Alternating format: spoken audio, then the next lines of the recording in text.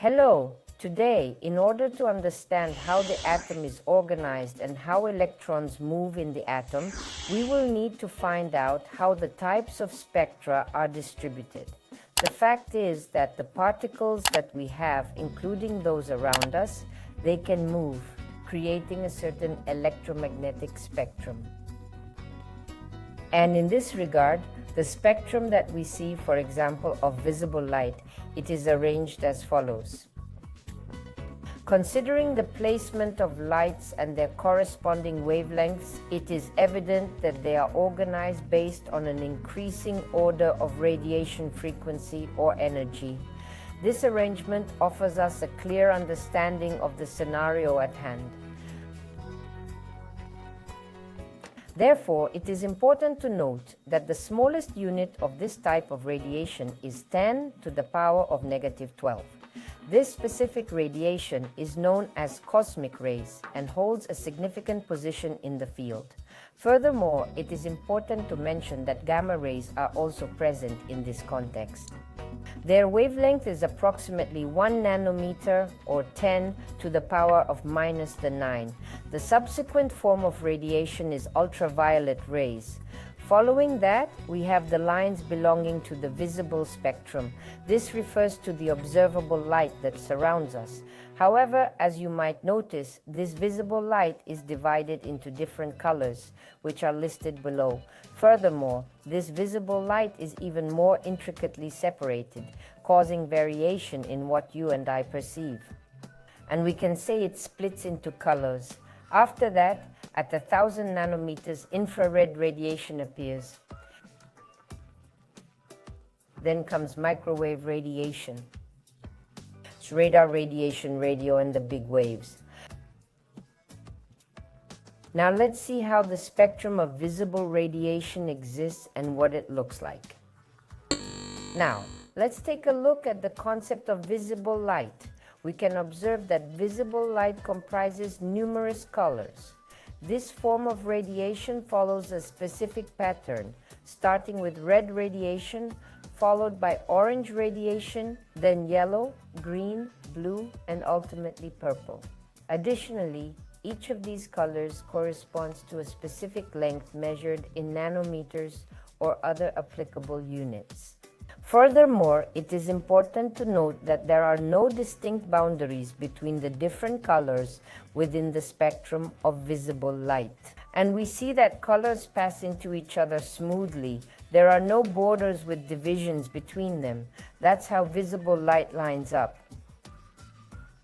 Now let's pay attention to the fact that when light is emitted, it is emitted in certain portions. These portions are called quanta, or they are particles called photons, photons of light. A photon is a particle that has... The energy level can be determined using a specific formula.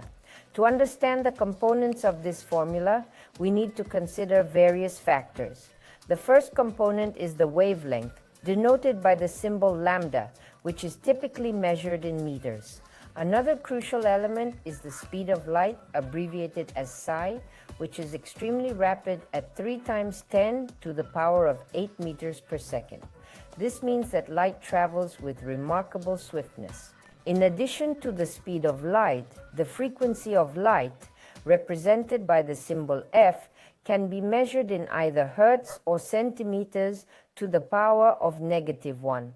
Lastly, we cannot ignore the significance of Planck's constant, which equals 6.63 multiplied by 10 to the power of -34 joule multiplied by a second. It is important to remember that all of these factors play a crucial role in the computation of the energy level. This is how the electromagnetic radiation that we can observe around us is emitted.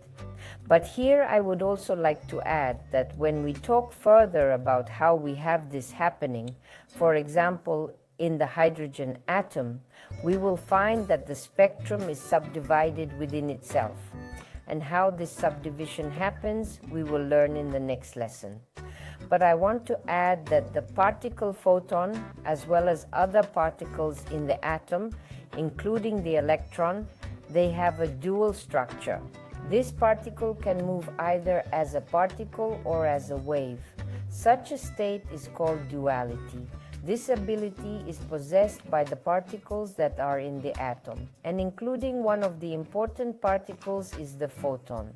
Using the formula that we have shown here, we can calculate what energy a particular wavelength will have in the particular structure of this spectrum that you and I have just observed.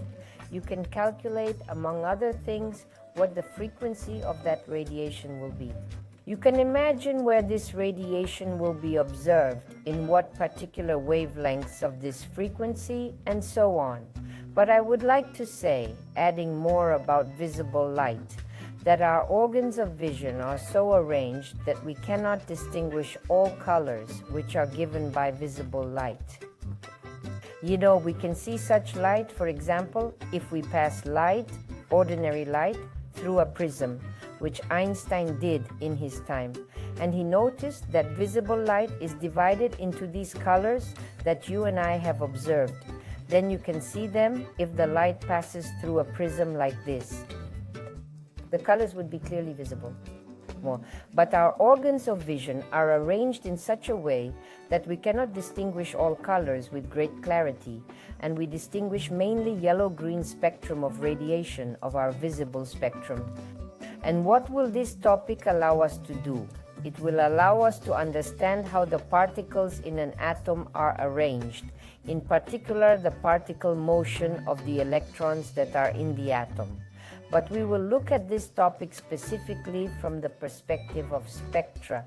That's what we talked about in our lesson today. So in the next lesson, we'll deal with this topic in more detail. Goodbye.